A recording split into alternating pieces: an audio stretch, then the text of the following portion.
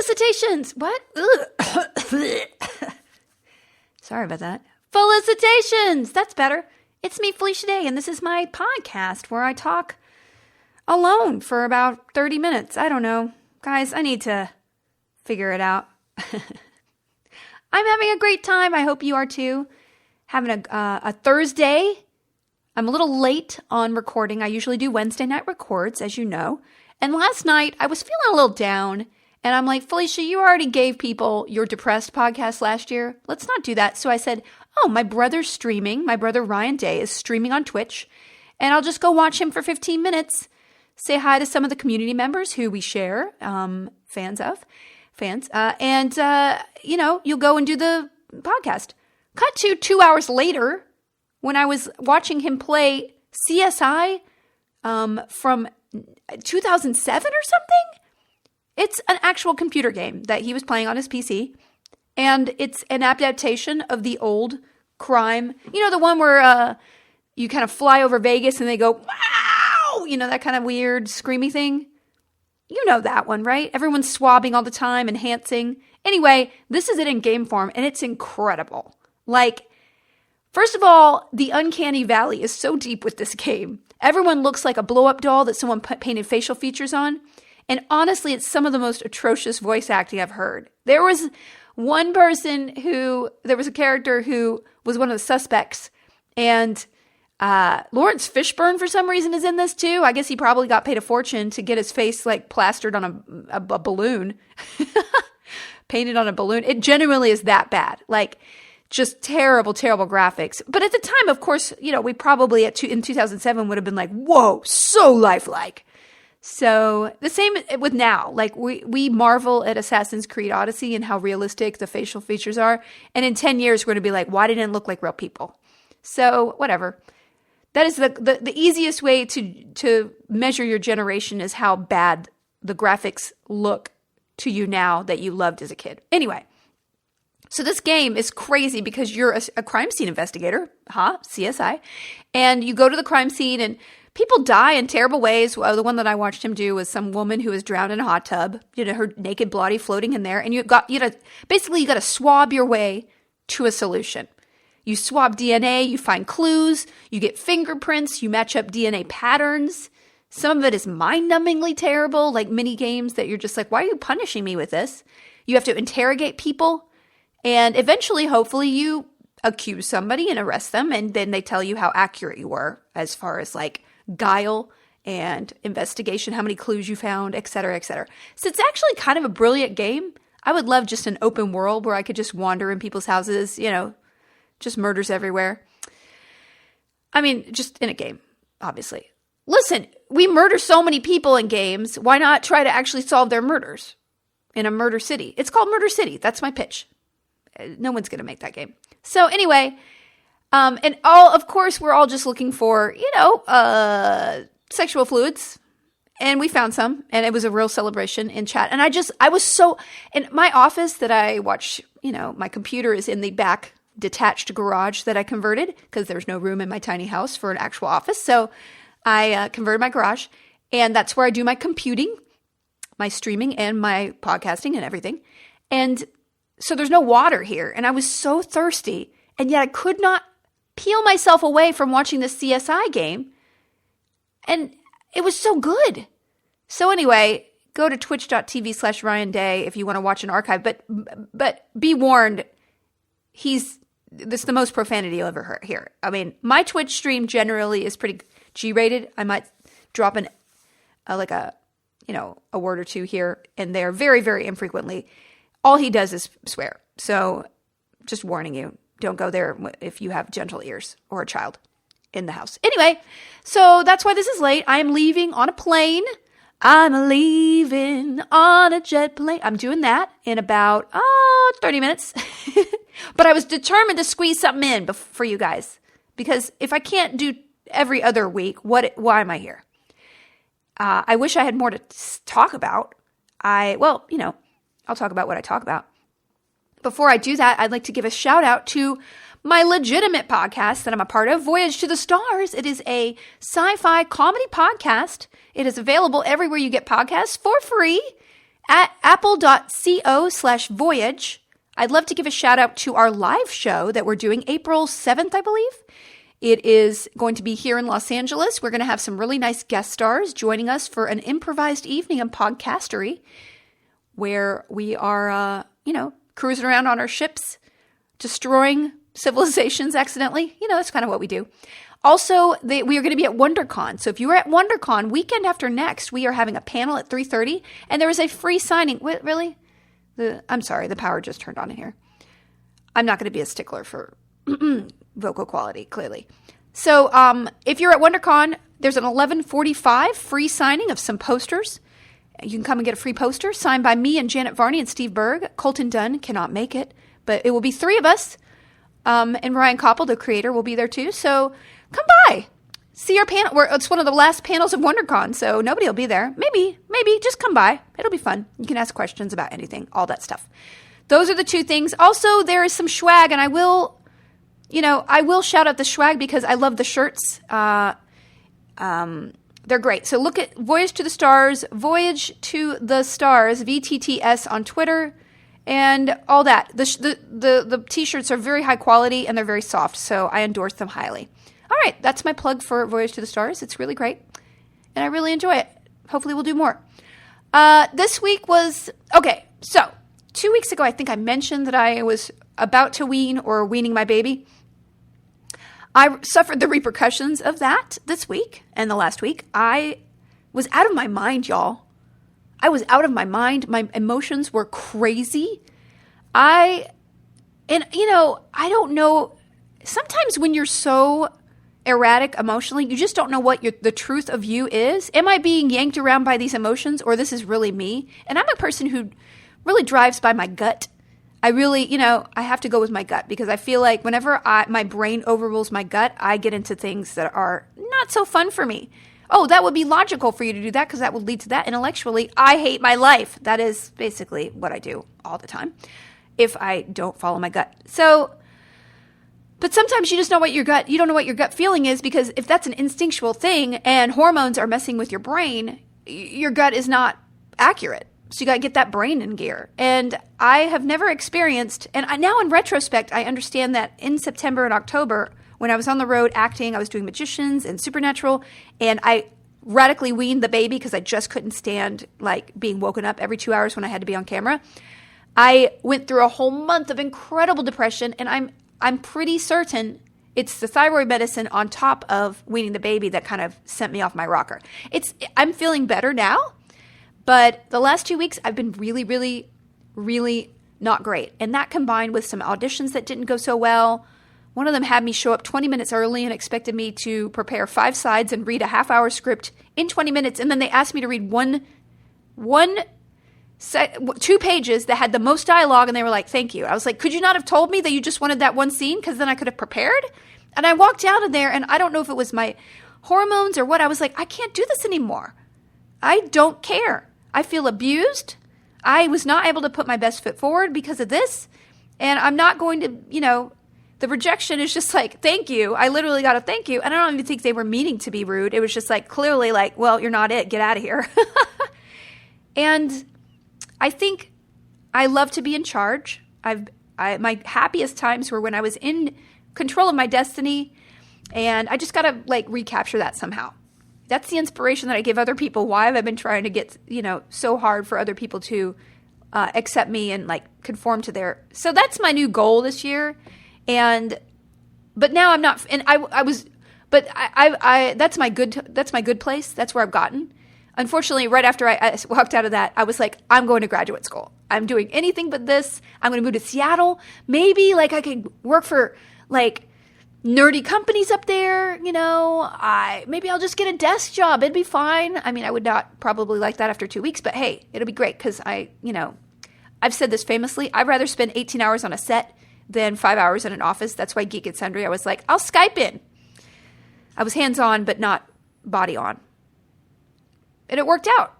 Anyway, so it was weird to be chemically okay with the idea that I would walk away from my whole career. Not in a despair way. I was just I'm kind of done. I was really even inside. And I'm pretty sure that it was the hormones, because now I'm like, okay, no, you just have to try different things. You have to approach your career in a different way. I think a life crisis combined with weaning is like where I was a couple weeks ago, and I feel so much better now. But it was pretty rough. And I only share these stories, y'all, to let you guys know that everybody goes through stuff. It doesn't matter how, what your problems are. Everybody's got problems, and everybody gets down about them. And so you just got to kind of claw your way back and know that sometimes it's just chemicals in your brain messing with you, and what you're feeling is not reality. And that's kind of where I've been the last 2 weeks. So I went to the doctor, and he was like, oh, you really need to get some sleep, because also I couldn't sleep. I was so anxious. So it kind of sent my anxiety and depression into crazy overtime. And so I got a prescription to Xanax, and I'm only saying that because I'm not going to take Xanax anymore, because I took it and I was in such a fog. I took like a half a pill in order to, kind of relax to sleep, which I did. But then I woke up and I was just like in a fog. I was not mentally aware. And I was like, oh, I can't operate like this either. So, but I think just getting a good night's sleep. He was like, get a CBD oil patch. I'm like, whoa, this is definitely LA. And I was like, well, can I get a prescription for the CBD oil? CBD oil, by the way, is hemp. It's like pot, but it's without the sort of TSH, I guess, the stuff that makes, and I've never, just for the record, I've never done that ever in my life. I don't judge anybody for doing it. Go ahead. It's legal. Fine. Like, have a good time. It's great. I don't know why I'm reluctant to even, I don't like the idea of smoke in my body. It just feels like I don't like smoke in general. Like, I don't like barbecues. Why would I put it inside me? Is that weird? But I might, who knows? It's legal here. Why not start, Felicia? Maybe something will cure your anxiety. But evidently, if you put a CBD oil patch on your body, it helps with anxiety. So I'm going to try that. I'll report back. But at the same time, guys, it's kind of like going into going in like when I was like in college, going in and buying tampons. Like, I feel weird because I have to go to a dispensary. He's like, no, I can't give you a prescription. It's just legal. You just go buy it at the dispensary. And like, they're everywhere in California. You just walk in. I could walk to 3 or 4 at this point. But it feels weird to go into them. It doesn't feel legal. It doesn't feel like, I don't know. It feels like going in a sex shop or something, like, ooh, hee, hee, hee. I don't know. I don't know if I'm going to be able to do it. I don't know if I can muster the strength. Okay, my task this week is to go in a dispensary. Even if I don't buy anything, it just feels weird. Feels like something what cool kids would do. I don't feel comfortable doing that. I'll let you know. Anyway, the Xanax didn't work. So basically, I'm down to like, if I have insomnia for a week, I allow myself a half a Benadryl because I am crazy, y'all. And then I read a study that said that Benadryl doesn't give you real sleep. So you're never going to actually get REM sleep with Benadryl. So yay, that's great. That's my mood report, which evidently is like a section of every podcast I do because I just talk about myself. Oh, boy. And on to consuming things. And then we'll do some questions too. So this week, I wanted to watch some comedy. So I watched Russian Dolls last time, which was incredible. I hope some of you picked it up. It is really good, especially after the first couple episodes. Same thing with Schitt's Creek, guys.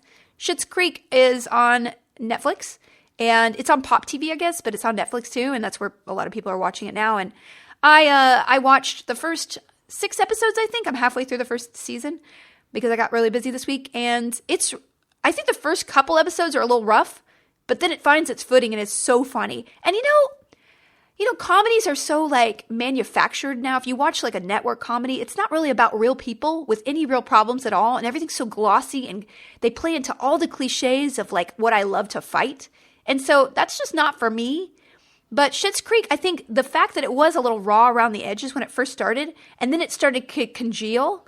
It's so funny. It's just like people being silly. It's not trying to say anything big. It's not trying to like, I guess I'm kind of comparing it to like the gritty comedies about like terror. This is about terrible people, but like it's not about their real problems. It's about just them being caricatures of themselves and kind of like laughing at them. So I don't know. I'm really enjoying it, and I'm going to finish it before I move on to another show. I really would love to I'd love to dive into, I got to get Masters of None. I haven't finished the 2nd season of that. I really need to, anyway, there's a bunch of other comedies, but that's the one I'm working on right now. I also got addicted to Escape to the Continent, which is a extremely slow show. It's kind of like House Hunters for British people, but twice as slow because it's an hour versus a half hour.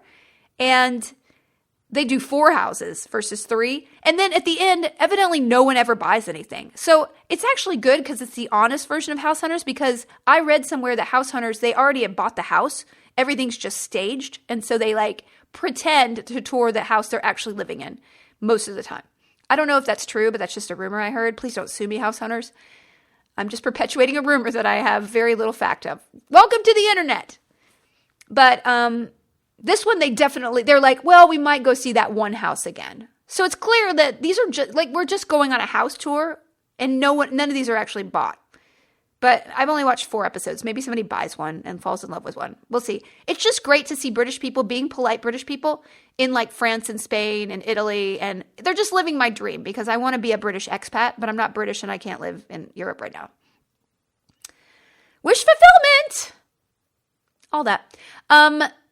Book-wise, I did a little bit of rom-nom-nom-nom-nomming. I read, on the advice of my friend Amy, I read 3 Dark Crowns by Kendare Beake. I don't know how to spell that. I mean, I hope that I pronounced that word. Kendare? Anyway, it was really good. It was a little, it felt like a first book for sure.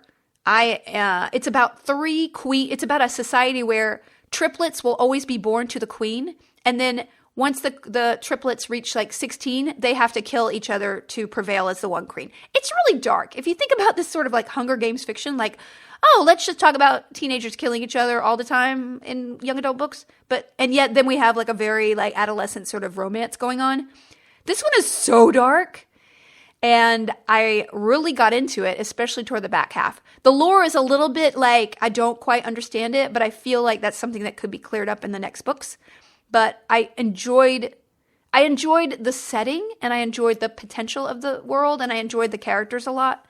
So it was intricately plotted in a way that I'm excited about this writer's writing, and I'm excited to read the next one. So if you like YA fiction that is very dark, they all have different powers. One of them is a poisoner, one of them is elementalist, and one of them is a naturalist. So there are different powers that each of them can get, and there's other ones that they aren't necessarily. So, yeah, really good. I don't know, did I talk about the Raven Tower last time? Wait, and Leckie? It's written in second person, so it's a little bit odd, but I enjoyed it. I think I talked about this last time. So anyway, I haven't read a lot of books this week. I've been very busy. I went with my friends out on a Friday night from the time of 7 to 9:30 p.m. And I was like, whoa, crazy mom night out. It was really like, it was a pop-up bar that had a mini golf thing in it. Hole 19 or something. I don't know. Suffice it to say that it was a very rudimentary mini golf course inside sort of like a warehouse kind of place. It wasn't the best mini golf course, but I don't know. It was fun to have a vodka soda and try to get a ball in the hole.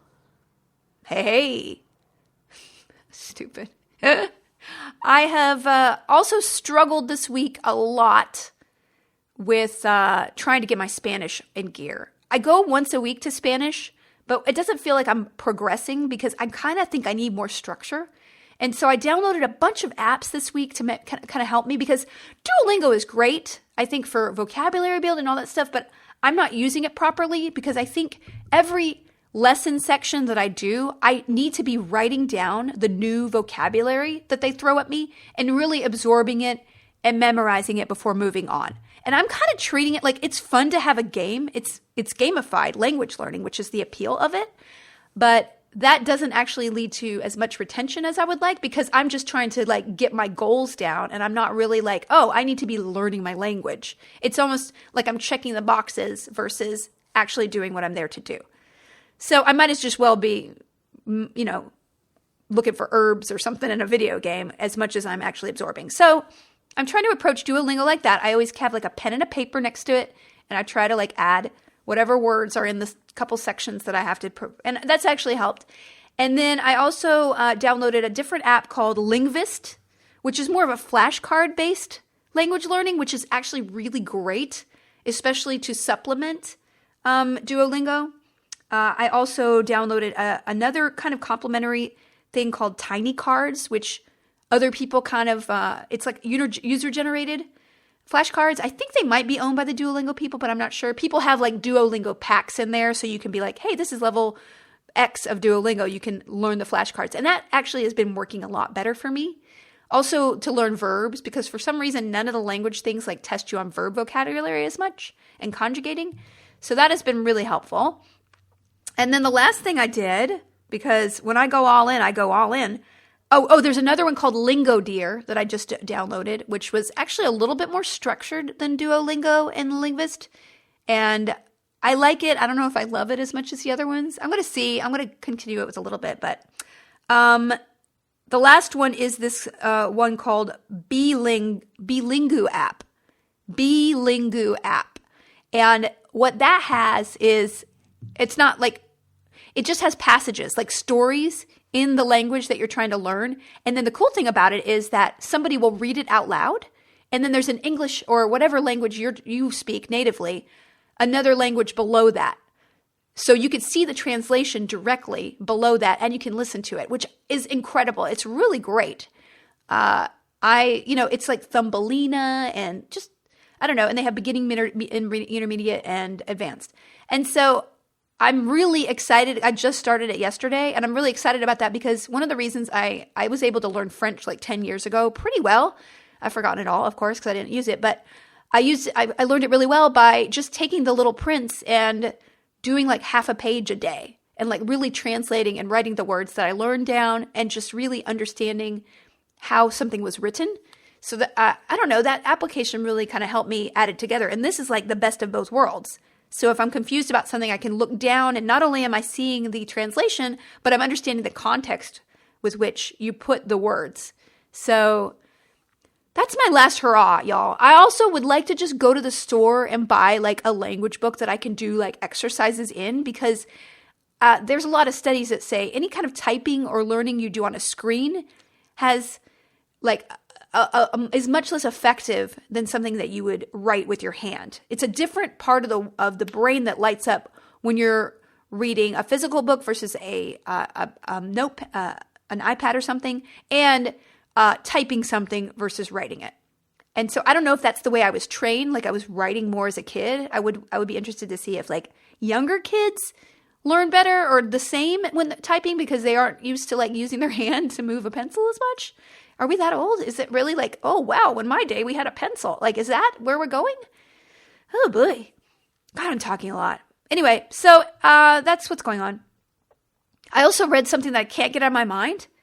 And it's like, I tweeted about this earlier and like probably people thought it was a joke, but it actually isn't. Like I read this whole article about the French Revolution and this is depressing, but whatever. It's like a genocide that happened during the French Revolution. And there's an area of France called the Vendôme, which is a very poor area. And so during the revolution, when they took over and they sort of like repossessed all the church's, church properties and banned anybody from, learning language, not learning religion and having priests and all that stuff. This one area, this very poor area that was very religious, rebelled. And so the authorities just sent soldiers there and they acted in the most horrendous way possible. I read this whole article and it just kind of scarred me. I guess maybe I can put the link. You want to be scarred? I'll put it in the comments. Scar it up. And so the number of people that were murdered, the way they treated women and children, like it's, nauseating. It's nauseating. And it also just kind of shows, I don't know. And also I was listening to Hardcore History, the latest podcast is on the Celtic genocide, really, because the Romans went there and murdered a third of the population and enslaved a third of the population and wiped out a whole culture, So, so in the French Revolution article, the thing that just literally, I don't know why, it just got in my head like a worm and will not let go because it'll just pop up during the day. Hey, you remember that thing you read about 150 women were boiled, I think it was alive, to make grease or candles out of? And I was like, what? How? What?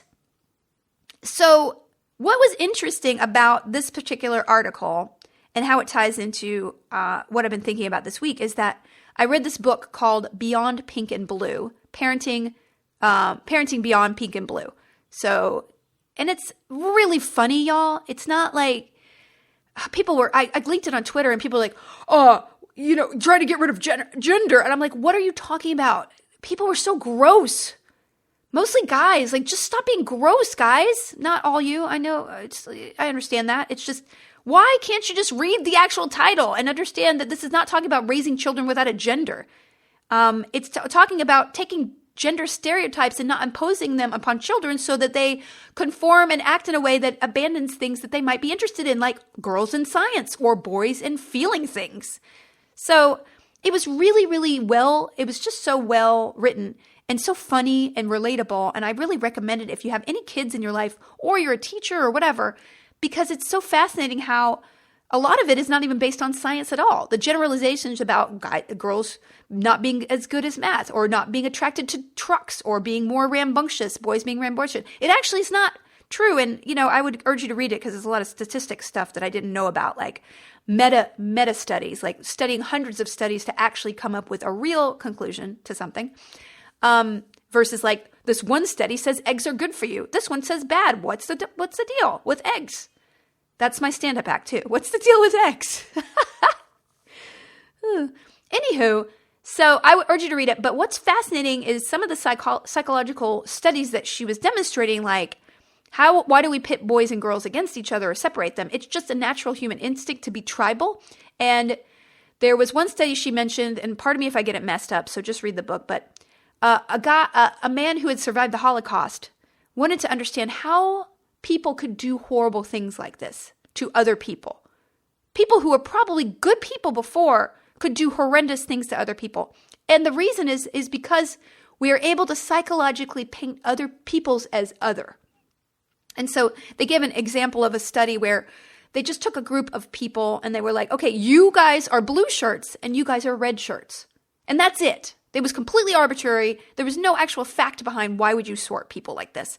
And what fascinated me was that the study showed that over a very short period of time, people who had red shirts would consider red shirt people to be better than the blue shirts. And in fact, look at blue shirts as the enemies. They would help red shirt people more. They would defend their positions more because they were red shirts versus blue shirts. And so the kind of verbiage that they used during the French Revolution to incite people to do these horrible things or helped them along was to call them brigands and bandits. And so labeled a whole region as other in order to dehumanize them and be able to do atrocious, horrible things to them because they were other. And so it's something that's really important to me because, of course, embrace your weird is like a phrase that I am. It was like the motto of my book and something that I really truly believe in. The things that make you different are the things that will serve you best in life. And yet human instinct seems to be conform or be other and risk being ostracized and punished and maybe harmed. So I don't know. It's a really interesting book. Highly recommend it. That was too long about that. And clearly, I don't know, pay attention to me. Okay. I'm going to answer a couple questions. Let's see. Philip Gonzalez asks, also, shout out to Sean Sandaluki who is the mod of this podcast, who gives me show notes that I often forget to put in the podcast, but they're very thorough. He's on the Discord. So if you want to come and chat with me and my fans and a lot of great people, and Sean Sandaluki in particular, go to discord.gg/Felicia Day. It is a live chat program, guys, with different subcategories. So you can go in there and chat about books. You can get tips about tabletop gaming. You can use voice chat to talk with other people live. And you can learn about all my updates in the announcement section. So you'll know where I appear and if I'm going to stream that weekend, et cetera, et cetera. So it's kind of where I'm centralizing my activity because I feel like it's a smaller but better way to get in touch with people. And I understand if you're not a gamer, it feels foreign. But if you ever did AOL chat or ICQ, it's basically that. Come on over. Why'd I say it like that? So Philip Gonzalez asks, just heard on your 19th beta podcast that you love tower defense game. I do, Philip. I do. What are some of your favorites? Well, my favorite is Kingdom Rush. 100%. Kingdom Rush games on the iPhone. They've got 3 or 4 of them, and they are all excellent. Actually, there was a recent one I think I talked about how much I love them. Plants vs. Zombies, the first one, was really great. They, quite frankly, made it a poop fest afterwards because I guess after EA bought it, they just basically were like, this is a microtransaction game now. And so if you try to play it for free, it's the most frustrating experience ever. Kingdom Rush does have some microtransaction in it, but I have only spent, I think I bought one hero in this last game. So it was like $1.99. That's it, in addition to how much the game cost. So it's entirely possible to have a really good gaming experience with Kingdom Rush without spending the money. I did not find that to be the case in the latest Plants vs. Zombies. PopCap, what happened? Remember Peggle and Zuma? They had such great games, and it feels like, wow, what are they doing now? I'm just so confused. There's another game on the PC called Defense Grid that I remember I played, and I also played it on the Xbox Live, and that's more of a less friendly kind of thing. Kingdom Rush is so cute because, there's magic and stuff in it. Defense Grid is more of a science-based one that's a little, more hardcore sci-fi versus fantasy of Kingdom Rush. But if you really are trying to scratch that itch, go there. Those are my three that I could think about. Kirk Harrington asks, "Hey Felicia, as you know, you inspire me. Thank you." Well, thanks, Kirk. "My question is, how do you find the way to pace yourself in your work life and still take care of yourself given your own weaknesses and limitations? I've struggled with anxiety my whole life, and I have a hard time knowing what pace I should have in my work life given my emotional stamina limitations. I feel like I have to recharge more than someone without my challenges." Kirk, it feels like you're super self-aware of your problems, which is the first step. I mean, anxiety is debilitating, and if you're an introvert like me, if you go to one party, you might need 2 evenings to recharge. That's okay.